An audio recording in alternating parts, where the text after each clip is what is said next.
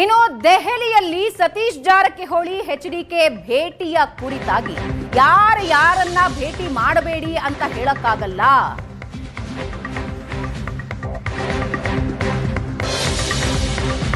ಚಲುವರಾಯಸ್ವಾಮಿ ಇದರ ಬಗ್ಗೆ ಮಾತಾಡಿದ್ದಾರೆ. ಸತೀಶ್ ಎಚ್ಡಿಕೆ ಭೇಟಿ ಅದು ವೈಯಕ್ತಿಕ ಭೇಟಿ, ಅದರ ಬಗ್ಗೆ ನೀವು ಅವ್ರನ್ನ ಭೇಟಿ ಆಗಬೇಡಿ ಅಂತೆಲ್ಲ ಹೇಳಕ್ಕಾಗತ್ತಾ? ಅಭಿವೃದ್ಧಿಗಾಗಿ ಕೇಂದ್ರ ಸಚಿವರನ್ನ ಭೇಟಿ ಆದ್ರೆ ಅದರಲ್ಲೇನು ತಪ್ಪು? ನಾವು ಅನೇಕ ಕೇಂದ್ರ ಸಚಿವರನ್ನ ನಾವು ಕೂಡ ಭೇಟಿ ಆಗ್ತೀವಿ ಹೀಗಂತ ಚಲುವರಾಯಸ್ವಾಮಿ ಮಾತಾಡಿದ್ದಾರೆ.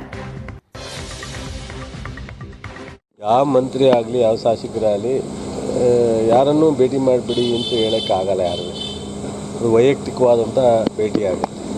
ಬಟ್ ಸತೀಶ್ ಜಾರಕಿಹೊಳಿ ನಮ್ಮ ಪಕ್ಷದ ಮುಖಂಡರು ಮತ್ತು ಮಂತ್ರಿಗಳು, ಸೀನಿಯರ್ ಮಿನಿಸ್ಟರ್ಸ್, ಬಹುತೇಕ ರಾಜಕೀಯ ಭೇಟಿ ಆಗಲಿಕ್ಕೆ ಸಾಧ್ಯ ಇಲ್ಲ. ರಾಜಕೀಯ ಭೇಟಿ ಆಗುವಂಥ ಸಂದರ್ಭವೂ ಅಲ್ಲ, ಅವಶ್ಯಕತೆ ಇಲ್ಲ. ಕುಮಾರಸ್ವಾಮಿಗೂ ರಾಜಕೀಯವಾಗಿ ಭೇಟಿ ಮಾಡೋ ಅವಶ್ಯಕತೆ ಇಲ್ಲ, ಅಥವಾ ಸತೀಶ್ ಜಾರಕಿಹೊಳಿಗೂ ಅವಶ್ಯಕತೆ ಇಲ್ಲ. ಭೇಟಿ ಯಾಕಾಯಿತು ಏನಾಯಿತು ಅಂತ ನಾನು ಕೇಳಲಿಕ್ಕಾಗಲ್ಲ. ಅದು ಅವ್ರವ್ರ ಇಚ್ಛೆ, ಯಾರನ್ನೂ ಭೇಟಿ ಮಾಡಿ ತಪ್ಪೇನಿದೆ. ಈಗ ನಾವು ಡೆಲ್ಲಿಗೆ ಹೋದಾಗ ಕೇಂದ್ರ ಸಚಿವರನ್ನು ಭೇಟಿ ಆಗ್ತೀವಿ. ಈ ಕುಮಾರಸ್ವಾಮಿ ಅವರು ನಮ್ಮ ಇಂಡಸ್ಟ್ರಿ ಮಿನಿಸ್ಟರ್, ಅವರು ಪಿಯೂಷ್ ಗೋಯಲ್ ಅವ್ರನ್ನ ಭೇಟಿ ಆಗ್ತೀವಿ. ರಾಜನಾಥ್ ಸಿಂಗ್ ಅವರು ಡಿಫೆನ್ಸ್ ಮಿನಿಸ್ಟರ್, ಡಿಫೆನ್ಸ್ನಲ್ಲಿ ನಮ್ಮದು ಇದು ಇದೆ. MSME ಮಿನಿಸ್ಟರು ಶೋಭಾ ಕರಂದ್ಲಾಜೆ ಅವರು, ಪ್ರಹ್ಲಾದ್ ಜೋಶಿ ಅವರು ನಮ್ಮ ರಾಜ್ಯ ಸಚಿವರು. ಏನಾಯ್ತ್ರಪ್ಪ ನಮಗೆ ಸ್ವಲ್ಪ ಕೋಆರ್ಡಿನೇಟ್ ಮಾಡಿ ಅಂತ ಕೇಳ್ತೀವಿ. ಆಮೇಲೆ ಸೋಮಣ್ಣ ಅವರು ರೈಲ್ವೆ ಸಚಿವರು ನಮ್ಮ ರಾಜ್ಯದವರು. ಹೀಗಾಗಿ ಇದರಲ್ಲೇನು ನಿಮ್ಮ ಪ್ರಕಾರ ಭೇಟಿನೇ ಆಗಬಾರ್ದು, ಡಿನ್ನರು ಮಾಡಬಾರ್ದು, ಊಟನೂ ಮಾಡಬಾರ್ದು, ತಿಂಡಿನೂ ತಿನ್ನಬಾರ್ದು. PWD ಸಚಿವರು ಮತ್ತು ಕೇಂದ್ರ ಕೈಗಾರಿಕಾ ಸಚಿವರು ಇಬ್ಬರು ಸೇರಿ ರಾಜ್ಯದ ಅಭಿವೃದ್ಧಿಯ ವಿಚಾರದಲ್ಲಿ ಮಾಡ್ಕೊಳ್ಳೋ ತೀರ್ಮಾನ ಹೋದ ಅಥವಾ ಅದು ಅವ್ರು ಕೇಳಿದ್ರೆ ಗೊತ್ತಾಗುತ್ತೆ ಯಾಕೆ ಭೇಟಿಯಾಗಿದ್ರು, ಏನು ಭೇಟಿಯಾಗಿದ್ರು, ಅಥವಾ ಅವ್ರು ಬಂದಿದ್ದಾರೆ ಕರೆದಿರ್ಬೋದು, ಊಟಕ್ಕೆ ಕರೆದಿರ್ಬೋದು, ಬಿಟ್ಟಿರ್ಬೋದು. ನನಗೆ ಗೊತ್ತಿಲ್ಲ. ಅದು ನನಗೆ ಗೊತ್ತಿಲ್ಲ ಅಂತ ನಾನು ಮಾತಾಡಕ್ಕೆ ಸಾಧ್ಯ ಇಲ್ಲ. ನೋಡಿ, ಅವರು ಗಡ್ಕರಿನೂ ಭೇಟಿಯಾಗಿದ್ದು ನಾನು ನೋಡಿದ್ದೀನಿ, PWD ಮಿನಿಸ್ಟರು. ಇನ್ನು ಕುಮಾರಸ್ವಾಮಿ ಅವ್ರನ್ನ ಭೇಟಿಯಾಗಿದ್ದ ಬಗ್ಗೆ ನನಗೆ ಗೊತ್ತಿಲ್ಲ. ಭೇಟಿಯಾಗಿದ್ರೆ ಯಾಕೆ ಅನ್ನೋದು ಅವ್ರಿಗೆ ಭೇಟಿಯಾಗಿದೆ. ಸೌಹಾರ್ದತ ಭೇಟಿನ, ಅಥವಾ ಅವ್ರನ್ನ ಯಾರಾದರೂ ಎಲ್ಲರೂ ಭೇಟಿಯಾದಾಗ ಬನ್ನಿ ಸಾಯಂಕಾಲ ಬನ್ನಿ ಊಟಕ್ಕೆ ಬನ್ನಿ ಮನೆಗೆ ಅಂತ ಕರೀತಾರೆ. ಎಷ್ಟೋ ಸಲ ನಾವು ದೆಹಲಿಗೆ ಹೋದಾಗ ಈಗೆಲ್ಲ ಸೆಂಟ್ರಲ್ ಹಾಲ್ಗೆ ಹೋದಿರ್ತು ಅಂತ ಕೊಡಿ, ಅಥವಾ ಹೋದಾಗ ಅವ್ರು ಬರ್ರಿ ಸಾಯಂಕಾಲ ತಿಂಡಿಗೆ ಬರ್ರಿ, ಊಟಕ್ಕೆ ಬರ್ರಿ. ಅನಂತ ಕುಮಾರ್ ಇದ್ರಲ್ಲ ಅವಾಗ, ನಮ್ಗೆ ಹೋದ್ ಕೂಡಲೇ ಬನ್ನಿ ಪಟ್ಟ ತಿಂಡಿಗೆ ಬರ್ರಿ, ಊಟಕ್ಕೆ ಬರ್ರಿ ಅಂತ ಕರಿತಿದ್ರು. ನಾವು ದೆಹಲಿಗೆ ಹೋದ್ಮೇಲೆ ಏನು ಕೆಲಸ ಇರ್ತಿದ್ರು ನಾವು ಹೋದಾಗ ಕರಿತೀರಿ ಅಂತ. ಅದ್ರಿಂದ ಏನದು ರೈಟ್. ಇದ್ರ ಬಗ್ಗೆ ನಮ್ಮ ಜೊತೆ ಮಾತನಾಡೋದಕ್ಕೆ ಮಾರುತೇಶ್ ಲೈವ್ ನಲ್ಲಿ ಜಾಯ್ನ್ ಆಗ್ತಾ ಇದ್ದಾರೆ. ಹಾಗೆ ನಮ್ಮ ರಾಜಕೀಯ ವಿಶ್ಲೇಷಕರಾದ ಪ್ರಶಾಂತ್ ನತ್ತು ಕೂಡ ನಮ್ಮೊಂದಿಗೆ ಲೈವ್ ನಲ್ಲಿ ಜಾಯ್ನ್ ಆಗ್ತಿದ್ದಾರೆ. ಪ್ರಶಾಂತ್, ಮೊದಲು ನಾವು ಫೀಲ್ಡ್ಗೆ ಹೋಗೋಣ. ಮಾರುತೇಶ್ ನಮಗೋಸ್ಕರ ಕಾಯ್ತಾ ಇದ್ದಾರೆ. ಮಾರುತೇಶ್, MB ಪಾಟೀಲ್ ಹೇಳಿದಷ್ಟೇನು ಸುಲಭ ಅಲ್ಲ ರಾಜಕೀಯ. ಒಬ್ಬೊಬ್ಬರ ಭೇಟಿ ಒಂದೊಂದು ಉತ್ತರಗಳನ್ನ ನೀಡ್ತಾ ಹೋಗುತ್ತೆ. ಅದ್ರ ಬಗ್ಗೆ ಮತ್ತೆ ಮಾತಾಡೋಣ. ಅದರ ಮೊದಲಿಗೆ ರಾಜ್ಯದಾದ್ಯಂತ ಸುದ್ದಿ ಆಗ್ತಾ ಇರೋ ಈ ಹನಿ ಟ್ರ್ಯಾಪ್ ಬಗ್ಗೆ ಮಾತಾಡೋಣ. ವಿಧಾನಸಭೆಯಲ್ಲಿ ರಾಜಣ್ಣ ಅವರು ಹೇಳ್ತಾರೆ ನನ್ನ ಹತ್ರ ದಾಖಲೆಗಳಿವೆ ಅಂತ. ಯತ್ನಾಳ್ ಅವರು ಈ ವಿಷಯ ಪ್ರಸ್ತಾಪಿಸ್ತಾ ಇದ್ದ ಹಾಗೆ ತಾವು ಮಾತಾಡ್ತಾರೆ. ಕೇವಲ ವಿರೋಧ ಪಕ್ಷದ ನಾಯಕರದು ಮಾತ್ರ ಅಲ್ಲ, ತಮ್ಮ ಪಕ್ಷದ ನಾಯಕರ ಹನಿ ಟ್ರ್ಯಾಪ್ ಕೂಡ ಆಗಿದೆ ಅಂತ ಹೇಳ್ತಾರೆ. ಈಗ ಹೇಳ್ತಾರೆ CCTVಯ ಫುಟೇಜೇ ಇಲ್ಲ, ಯಾಕಂದ್ರೆ ಅಲ್ಲಿ CCTVನೇ ಇಲ್ಲ ಅಂತ. ಸರ್ಕಾರ ಏನು ಅಷ್ಟೊಂದು ತಲೆ ಕೆಡಿಸ್ಕೊಂಡಂಗಿಲ್ಲ. ಎಲ್ಲ ಪ್ರಕರಣಗಳಿಗೂ ನಾ ಮುಂದು ಅಂತ ಇದ್ರ ಬಗ್ಗೆ ನಾವು ತನಿಖೆ ಮಾಡ್ತೀವಿ, ಇದ್ರ ಬಗ್ಗೆ ಒಂದು ತಂಡ ರಚನೆ ಮಾಡ್ತೀವಿ ಅನ್ನೋ ಸರ್ಕಾರ ಇದ್ರ ಬಗ್ಗೆ ತಣ್ಣು ಕೂತಿದೆ. ಅಂದ್ರೆ ಟಾರ್ಗೆಟ್ ರೀಚ್ಡಾ ಅಥವಾ ಏನಾಗ್ತಾ ಇದೆ ಸರ್ಕಾರದಲ್ಲಿ? ಭಾವನ, ಈಗ ಈ ಹನಿ ಟ್ರ್ಯಾಪ್ ಪ್ರಕರಣದಲ್ಲಿ ಎರಡು ರೀತಿಯಾದಂತಹ ಆಯಾಮಗಳಿದಾವೆ. ಒಂದು, ಕಾನೂನಾತ್ಮಕವಾಗಿ ಈ ಹನಿ ಟ್ರ್ಯಾಪ್ ಪ್ರಕರಣವನ್ನ ತಾರ್ಕಿಕ ಅಂತ್ಯಕ್ಕೆ ತೆಗೆದುಕೊಂಡು ಹೋಗ್ತದ ಸರ್ಕಾರ ಅನ್ನುವಂಥದ್ದು ಒಂದು. ಇನ್ನೊಂದು ಕಡೆ ಸಿದ್ದರಾಮಯ್ಯನವರ ಬಣದಲ್ಲಿ ಇರ್ತಕ್ಕಂಥ ಸಚಿವರು ಈ ಹನಿ ಟ್ರ್ಯಾಪ್ ವಿಚಾರವಾಗಿ ರಾಜಕೀಯವಾಗಿ ಎಷ್ಟರ ಮಟ್ಟಿಗೆ ಬಳಸ್ಕೊಂಡ್ರು, ಮತ್ತು ಇದು ರಾಜಕೀಯವಾಗಿ ಏನು ಅನ್ಕೊಂಡಿದ್ರು, ಅಂದ್ರೆ CM ಬಣದ ಸಚಿವರು ಯಾವ ಒಂದು ಕಾರ್ಯಸೂಚಿಯನ್ನ ಇಟ್ಕೊಂಡಿದ್ರು ಅದನ್ನ ಬಹುತೇಕ ರೀಚ್ ಆಗುವಲ್ಲಿ ಸಕ್ಸಸ್ ಆದಂಗೆ ಇದೆ. ಸೊ ಕಾನೂನಾತ್ಮಕವಾಗಿ ನೋಡಿದ ಸಂದರ್ಭದಲ್ಲಿ ಯಾವುದೇ ಈ ತರದ ಒಂದು ಕ್ರಿಮಿನಲ್ ಅಂಶಗಳಿರುವಂತಹ ಪ್ರಕರಣವನ್ನ ನೇರವಾಗಿ ಗೃಹ ಸಚಿವರಿಗೆ ಹೋಗಿ ಮನವಿ ರೂಪದಲ್ಲಿ ಕೊಡ್ತಾರೆ ಅಂದ್ರೆ ನಿಜಕ್ಕೂ ಹಾಸ್ಯಾಸ್ಪದ. ಇನ್ನೊಂದು, ಗೃಹ ಸಚಿವರು ಅದನ್ನ ರಿಸೀವ್ ಮಾಡಿಕೊಂಡು DGಗೆ ಕಳಿಸ್ಕೊಡ್ತಾರೆ ಅಂದ್ರೆ ನಾಳೆ ಯಾವುದೇ ಜನರು ಈ ತರದ ಕ್ರಿಮಿನಲ್ ವಿಚಾರ ಇರುವಂತದ್ದನ್ನ ತೆಗೆದುಕೊಂಡು ಹೋಗಿ ನೇರವಾಗಿ ಗೃಹ ಸಚಿವರಿಗೆ ದೂರು ಕೊಡೋದಕ್ಕೆ ಅವಕಾಶ ಇರುತ್ತಾ? ಸೊ ಅದನ್ನ ಗೃಹ ಸಚಿವರು ನೇರವಾಗಿ DGಗೆ ಕೊಡೋದಕ್ಕೆ ಅವಕಾಶ ಇರುತ್ತಾ? ಈ ತರದ ಪ್ರಶ್ನೆಗಳು ಹೇಳುತ್ತೆ.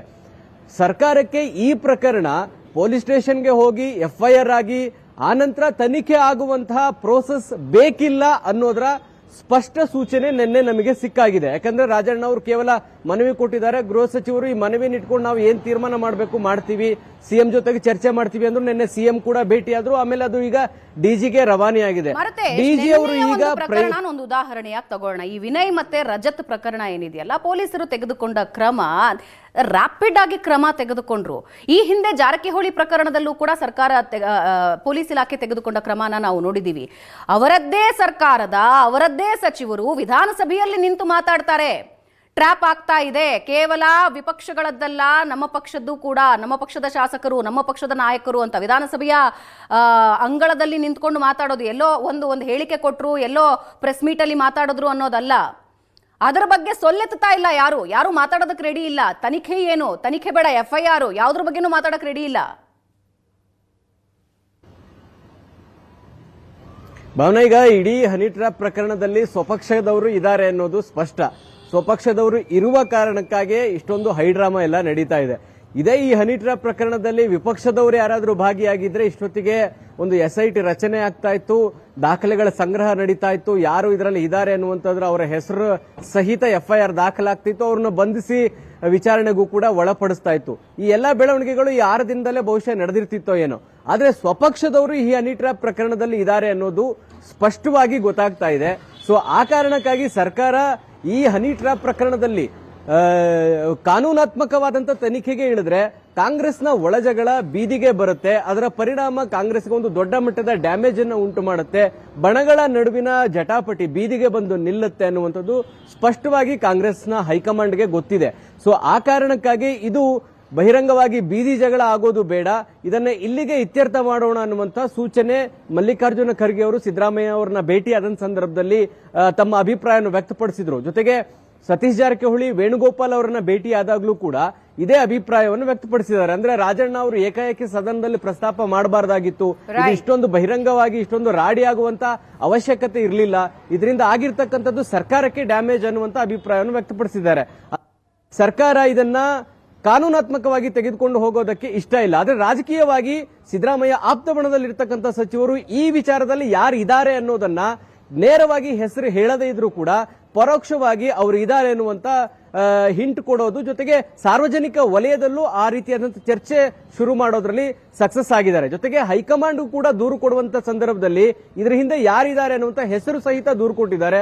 ರಾಜಣ್ಣ ಮುಖ್ಯಮಂತ್ರಿಗಳನ್ನ ಭೇಟಿಯಾದಂತ ಸಂದರ್ಭದಲ್ಲೂ ಕೂಡ ಇದೇ ನಾಯಕನಿಂದ ಈ ಹನಿ ಟ್ರ್ಯಾಪ್ ನಡೆದಿದೆ ಅಂತೇಳಿ ಆ ನಾಯಕನ ಹೆಸರನ್ನು ಕೂಡ ಮುಖ್ಯಮಂತ್ರಿಗಳ ಮುಂದೆ ಪ್ರಸ್ತಾಪ ಮಾಡಿದ್ದಾರೆ. ಅಂದ್ರೆ ಯಾರು ಇದರ ಹಿಂದೆ ಇದ್ದಾರೆ ಅನ್ನೋದನ್ನ ರಾಜಕೀಯವಾಗಿ ಹೈಕಮಾಂಡ್ಗೆ ಮನವರಿಕೆ ಮಾಡಿಕೊಡೋದು, ಮುಖ್ಯಮಂತ್ರಿಗಳಿಗೆ ಮನವರಿಕೆ ಮಾಡಿಕೊಡೋದು, ಕಾಂಗ್ರೆಸ್ನ ಪಕ್ಷದ ಒಳಗೂ ಕೂಡ ಯಾರು ಇದರ ಹಿಂದೆ ಇದ್ದಾರೆ ಅನ್ನುವಂಥದ್ದನ್ನು ತಿಳಿಸೋದ್ರ ಮೂಲಕ ಅವರ ಜೊತೆ ಇರುವಂತವರು ಹುಷಾರಾಗಿರಿ ಅಂತ ಒಂದು ಮೆಸೇಜ್ ಪಾಸ್ ಮಾಡಿದ್ದಾರೆ. ಮತ್ತು ಇಂಥ ವ್ಯಕ್ತಿತ್ವ ಇರ್ತಕ್ಕಂಥವರ ಇಂಥವರ ಜೊತೆಗೆ ಇರಬೇಕಾ ಬೇಡವಾ ಅನ್ನೋದನ್ನ ತೀರ್ಮಾನ ಮಾಡಿ ಅನ್ನುವಂತ ಒಂದು ಪರೋಕ್ಷ ಮೆಸೇಜ್ ಅಂತೂ ನಿಶ್ಚಿತವಾಗಿ ಆಗಿದೆ. ಆದ್ರೆ ಕಾನೂನಾತ್ಮಕವಾಗಿ ತನಿಖೆಯಾಗಿ ತಪ್ಪಿತಸ್ಥರು ಹೊರಗಡೆ ಬರುವಂತದ್ದು ಬಹುಶಃ ಸರ್ಕಾರಕ್ಕೆ ಇಷ್ಟ ಇದ್ದಂಗಿಲ್ಲ. ಭಾವನಾ, ರೈಟ್, ಯಾವ ಪರ್ಪಸ್ಸಿಗೋಸ್ಕರ ಇದು ಈ ವಿವಾದ ಆರಂಭ ಆಯ್ತು ಅದು ಸರ್ವ್ ಆಗಿದೆ ಅಂತ ಆಯ್ತು. ಎಸ್ ಮಾರುತೇಶ್, ಮತ್ತೆ ನಾನು ನಿಮ್ಮನ್ನ ಸಂಪರ್ಕಿಸ್ತೀನಿ. ಈಗ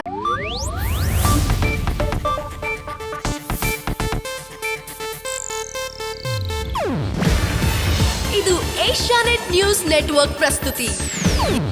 ನೀವು ನೋಡ್ತಿದ್ದೀರಾ ಏಷ್ಯಾನೆಟ್ ಸುವರ್ಣ ನ್ಯೂಸ್.